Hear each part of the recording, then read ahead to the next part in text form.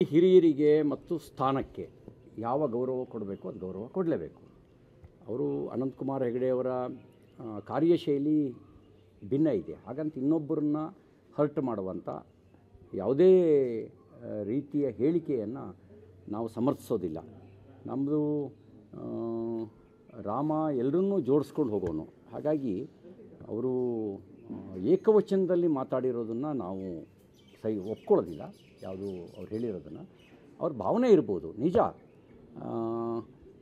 42,000ಕ್ಕೂ ಹೆಚ್ಚು ಮಂದಿರಗಳನ್ನು ಗಜ್ನಿ, ಗೋರಿ, ಖಿಲ್ಜಿ, ಔರಂಗಜೇಬ್ ಇವ್ರ ಕಾಲಘಟ್ಟದಲ್ಲಿ, ಅಂದರೆ ಮೊಘಲರ ಕಾಲಘಟ್ಟದಲ್ಲಿ, ಈ ಕಡೆ ದಕ್ಷಿಣದಲ್ಲಿ ಮಲಿಕಾಫರ್ನ ದಾಳಿಯ ಸಂದರ್ಭದಲ್ಲಿ, ಆದಿಲ್ ಶಾಹಿಗಳ ಆಳ್ವಿಕೆಯ ಸಂದರ್ಭದಲ್ಲಿ, ನಿಜಾಮ್ರ ಆಳ್ವಿಕೆಯ ಸಂದರ್ಭದಲ್ಲಿ, ಟಿಪ್ಪು ಸುಲ್ತಾನ್ ಆಳ್ವಿಕೆಯ ಸಂದರ್ಭದಲ್ಲಿ, ಮದುರೈ ಸುಲ್ತಾನರ ಆಳ್ವಿಕೆಯ ಸಂದರ್ಭಗಳಲ್ಲಿ ದೇವಾಲಯಗಳನ್ನು ಧ್ವಂಸ ಮಾಡಿ ಮಂದಿರ ಕಟ್ಟಿರೋದು ನಿಜ.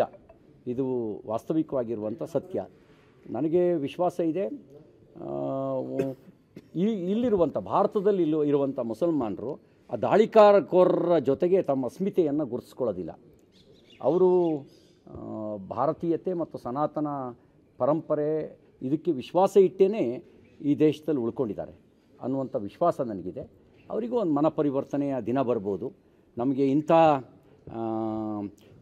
ಆಕ್ರಮಣ ಮಾಡಿ ಇನ್ನೊಬ್ಬರ ಮನಸ್ಸಿಗೆ ಘಾಸಿಗೊಳಿಸಿ ನಡೆಸಿದಂಥ ಕಟ್ಟಿದಂಥ ಮಸೀದಿಗಳಲ್ಲಿ ನಾವು ನಮಾಜ್ ಮಾಡಿದರೆ ಅದು ಹರಾಮಾಗತ್ತೆ ಅಂತ ಅವರಿಗೂ ಅನಿಸ್ಬೋದು. ಹರಾಮಾಗತ್ತೆ ಅಂತ ಅನಿಸಿದ ದಿನ ಅವರು ಉದಾರತೆಯನ್ನು ಪ್ರದರ್ಶನ ಮಾಡ್ಬೋದು.